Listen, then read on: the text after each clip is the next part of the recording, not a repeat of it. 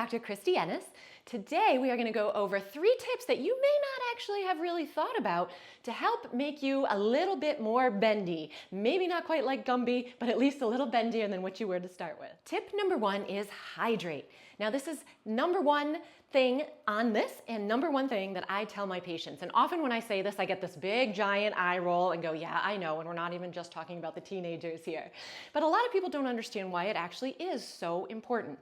And we know our bodies are made up of a lot of water, but what people don't necessarily know is that our cartilage, that cushion in between the joints, is made up of 70 to 80% water. That's a lot. So that if you are dehydrated or not drinking enough, right, that stuff starts to get a little stickier and a little smushier and a little thinner, and then our bodies don't move nearly as well as we want and need them to, and we really should be able to move. The question I always get, well, how much water is enough water? And that is a tricky question. I'm going to tell you fluid, overall fluid, hopefully most of it coming from water, but you can include some other sources. The guideline is generally your weight in pounds times 0.5, and that's the number of ounces for kind of an average person. So if you're 200 pounds, you would need 100 pounds, woo, please don't go 100 pounds. You would need 100 ounces of fluid. Now, if you exercise, kind of the rule of thumb there is 12 ounces for every 30 minutes of exercise. So if I am taking someone who is 200 pounds and they exercise an hour, that's another 24 ounces of fluid, so 124 ounces total for their body. Now those needs change obviously if it's really hot, or if you are pregnant or nursing, then those actually fluid needs increase a little bit too. But a way to be able to check that is you really should be going to the bathroom every 2 to 4 hours.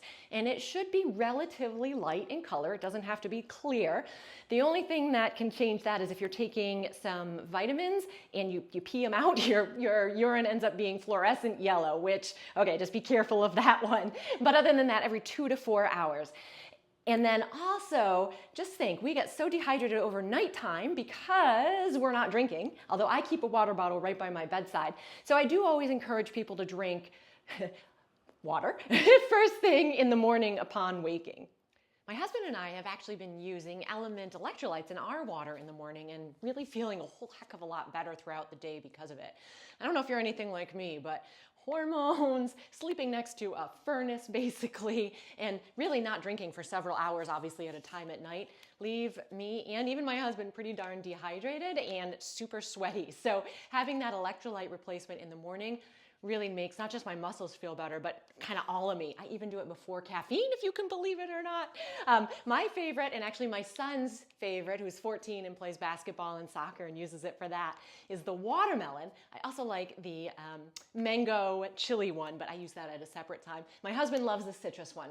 But it's great because obviously the electrolytes, right? The sodium, the magnesium, potassium, but no sugar, no artificial blah in it, which also is probably why I feel better throughout the day when I drink it.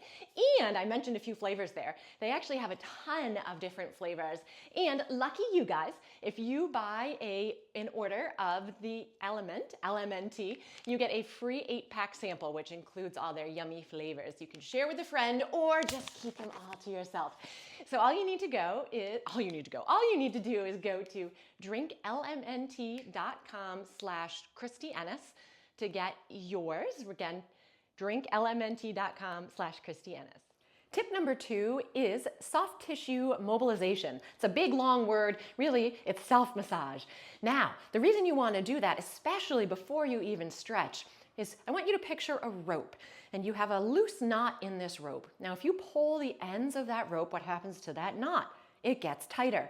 That's the same thing that happens to your muscles in your body. So if you have knots, those little nubby spots that you can feel in your muscle, you need to work on those before you can try to stretch and move through it. So there are a number of ways to do this, and we're going to go over a few of those. So like I mentioned, there are various tools that you can use to get the job done. There are certainly research studies out there showing that something called instrument-assisted soft tissue mobilization, which is what the Derma Edge really is, that's a big mouthful, IISTM, is quite effective and in increasing range of motion. They've done various studies on this on different types of people, including athletes and different body parts. They have done some studies with the foam rolling as well, and it just makes sense that something like the tennis ball would also work. I tend to reach for this first because it's much more comfortable for my body. And I like that you can tell where those really nasty spots are, because as you do a little bit of an assessment, you'll see those little speed bumps pop up if you've got them, and boy, do I have them. So if you're feeling tightness in the knee, right, or pain in the knee, you always just want to make sure that you go above that joint and below that joint where those muscles are to make sure that you're really targeting the areas that need it. A lot of times we think one area is where the pain is and nothing else affects it, but that couldn't be further from the truth. So when I can't use this to reach things, like the middle of the back, I tend to use the tennis ball right against the wall. And that'll go just right, like I said, against that, woo, I'll spin around right here. And then you're leaning against the wall, adding some arm motion in as well, which tends to feel really good.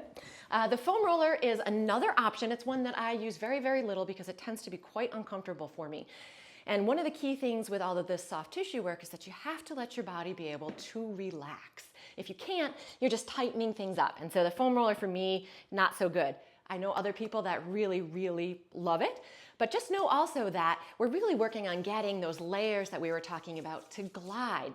And there are receptors on the skin that communicate with the brain, darn that brain, that help everything, tell everything, just relax and chill out. So you don't need a ton of pressure to help do that. Now you want to do any of these techniques until it feels a little bit better. So it's not a time, it's not a number, it's until things start to feel like they are moving or a little less bumpy.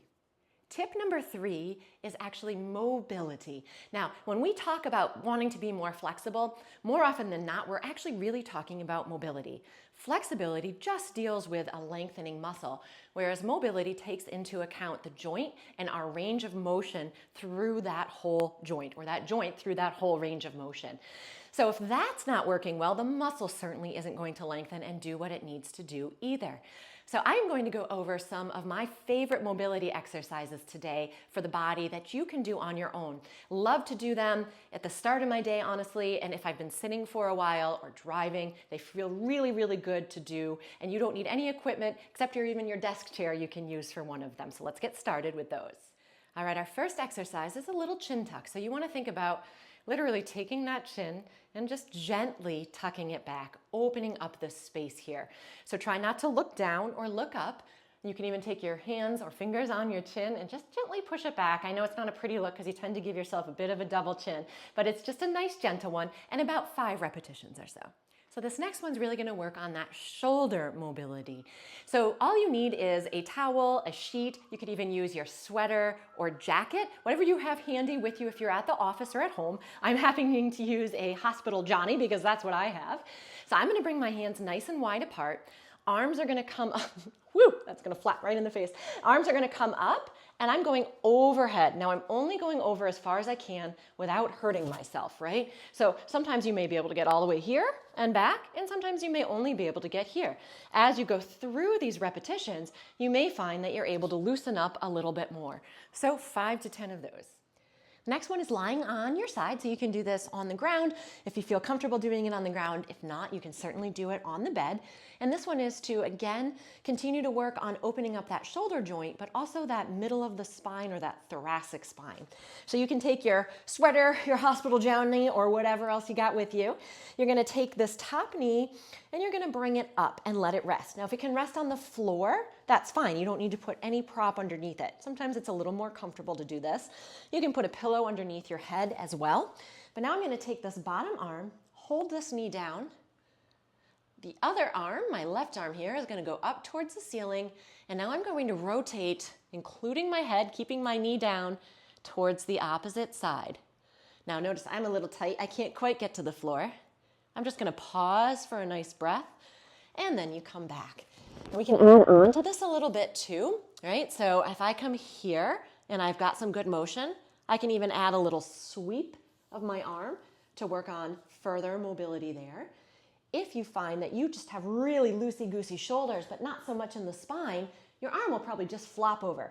So to help prevent that, if you hold that rib cage down and kind of give a little pull of that rib cage, now you can work through that spine a little bit more than just getting that shoulder. And the same idea here, roughly 5 or 6 repetitions on each side. The next one is in the hands and knees position, or quadruped. I'm having difficulty speaking today. You again can do this on the bed or on the ground, whatever is comfortable for you. Make sure you have enough cushion if you're on the ground. And this is more for that lower part, or that lumbar part of the spine. So you're going to take a deep breath in, and then you're going to try to arch that spine and lift that head, squeeze those shoulder blades. So obviously you get more than one thing at a time. And then you're going to push those shoulders away, round that back, and tuck that chin. Right? So it's just that alternating back and forth, and you're really using your breathing to guide the motion here in about 5 or so repetitions in each position. We're going to stay in that quadruped position for this next one, and this is really to open up the hip joints. And the hip itself, right, does a lot of different motion because of the shape of it. So we're going in a nice big circle here. So you want to go as much as you can over to one side, sit it back so you're almost in that child's pose, and then as big as you can tolerate, and it's okay if this arm bends a little bit, you're going off to that other side and to the front. As you go through this, you may find that you're able to make bigger and bigger circles as you start to loosen up.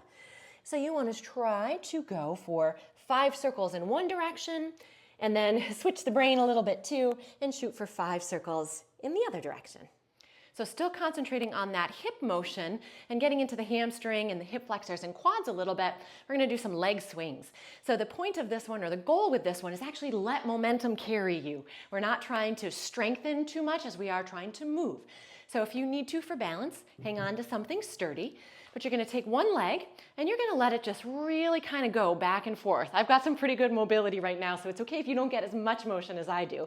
But notice I'm not trying to control everything, right? I'm really just trying to let my leg move through space. So 5 or 6 or 7 or 8 or 9 or 10 in one position this way, and then you can go out and across too, right? And it's okay if you want to start to let that hip even swing open a little bit. If it feels good for your body, you can. Remember, we don't just walk and move in one plane of motion, so if you find a position that feels good for your body, it's probably the right thing for your body to do. This next one really helps, again, to open up the hip, especially the front of the hip. If you need to hang on, you can, and then you can just use one arm instead of 2, which is what I'm going to show. But you're going to step back with that leg, do a little bit of a pelvic tilt, so you're tucking that tailbone under, and then arms come up, so we're really getting all the way in here. And then I'm going to swing and bring those arms and back. So it's step, push, and up, and then swing it back as you step together. So again, around 5 or so on each side. One last exercise I'm going to show you, and yes, I am using weights. This is to show that you can actually incorporate some of this stuff into your strength training. So I know I have a lot of people, myself included sometimes, that don't like to add a separate mobility section, right, to their workout. So I'm going to give you an example of a way that you can actually include that. One of those exercises would be the deadlift.